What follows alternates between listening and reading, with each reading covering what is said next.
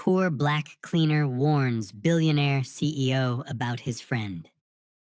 The next day, something shocking happened. Her shoes barely made a sound on the marble floor.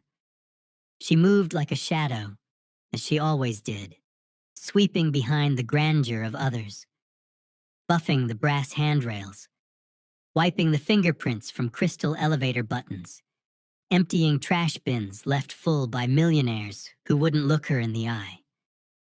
Her name was Danielle, a quiet black woman in her late 20s, wearing a simple blue uniform, white trimmed collar, and latex gloves.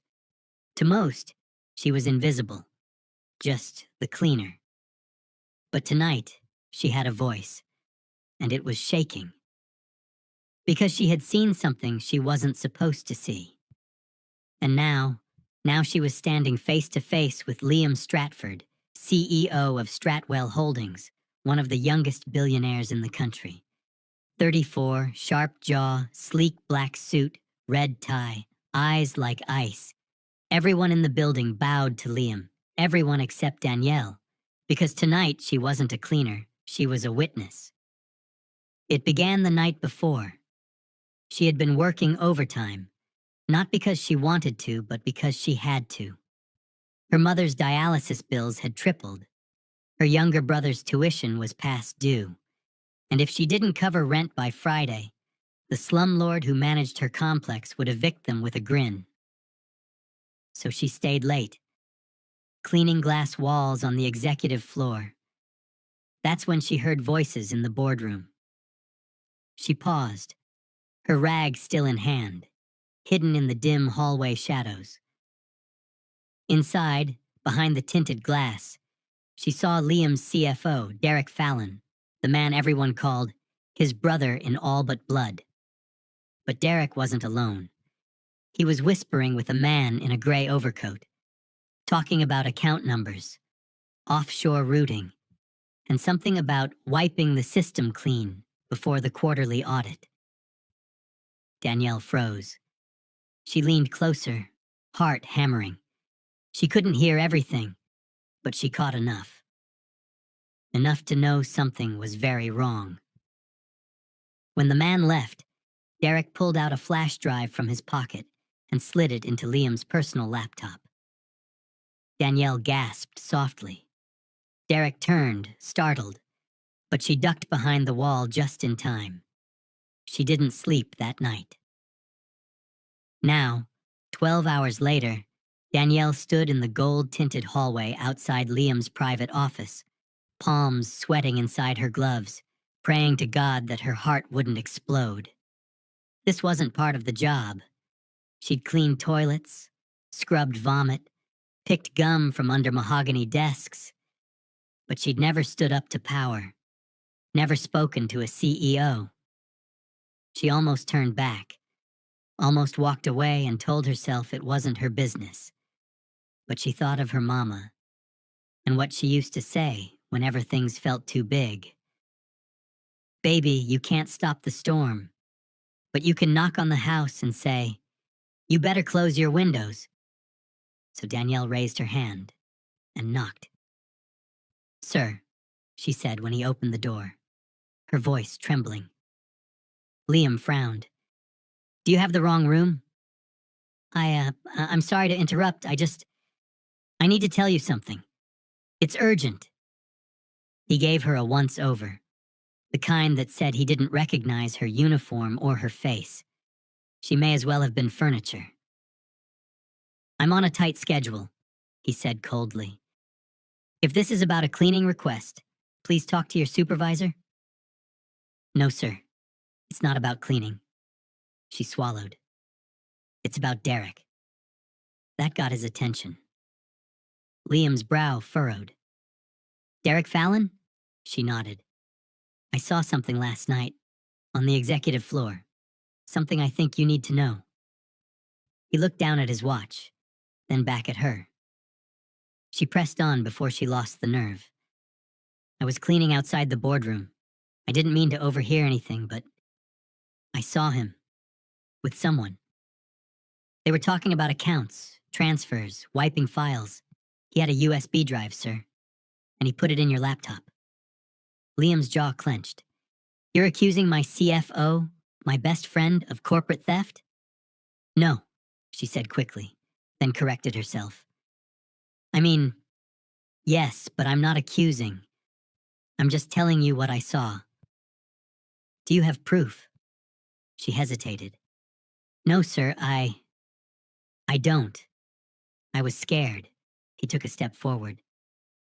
You understand that if what you're saying is false, you could lose your job, possibly face legal action.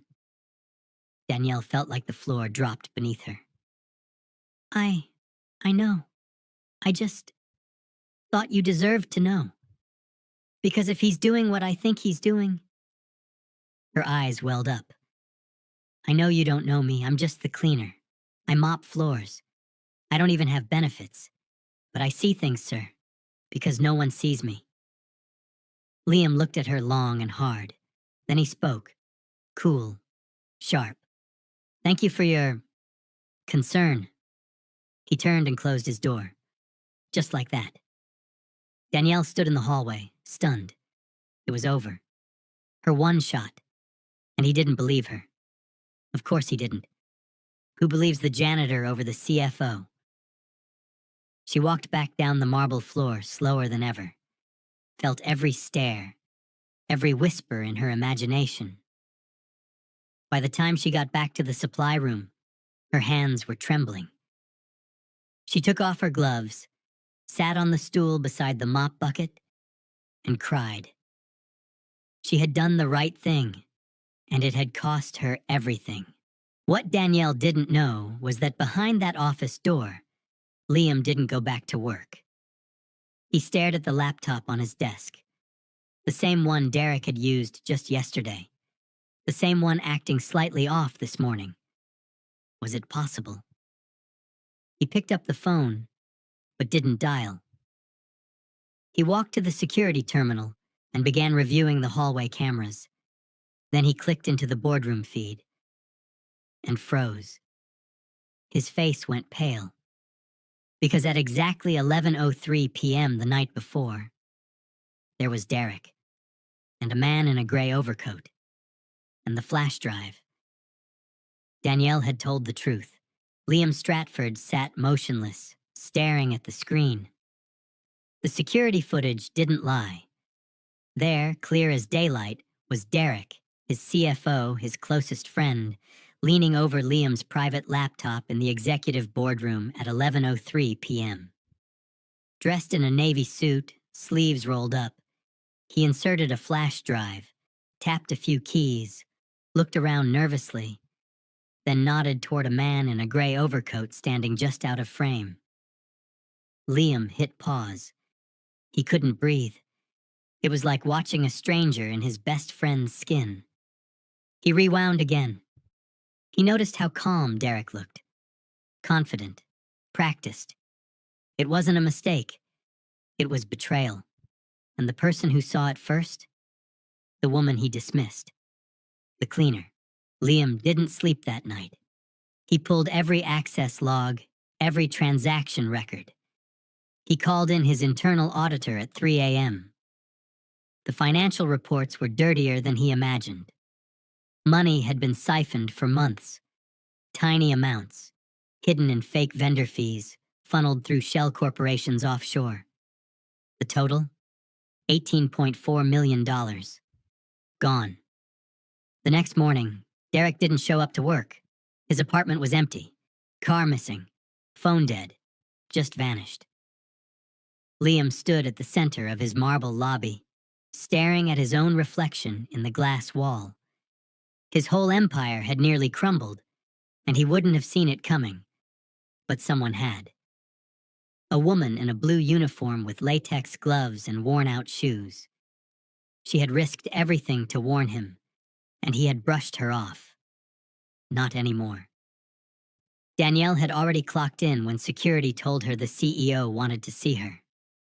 Her heart stopped. Was she being fired? Sued?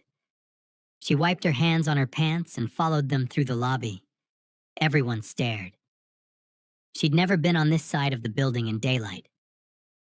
As she stepped into Liam's office, the doors closed behind her. He stood up immediately. "Danielle," he said, his tone softer than before.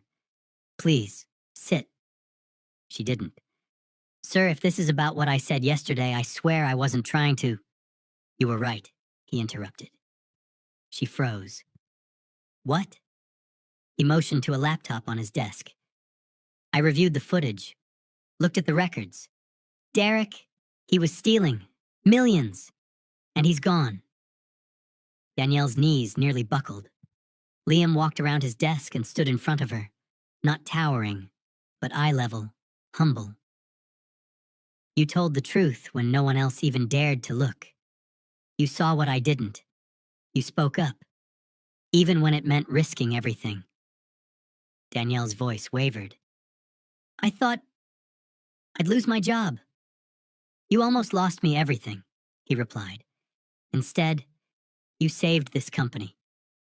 Tears welled up in her eyes. "No one's ever believed me like that before," she whispered. "Well, from now on," he said, "that changes." That same afternoon, Liam called an emergency board meeting. Executives shuffled in nervously, murmuring among themselves.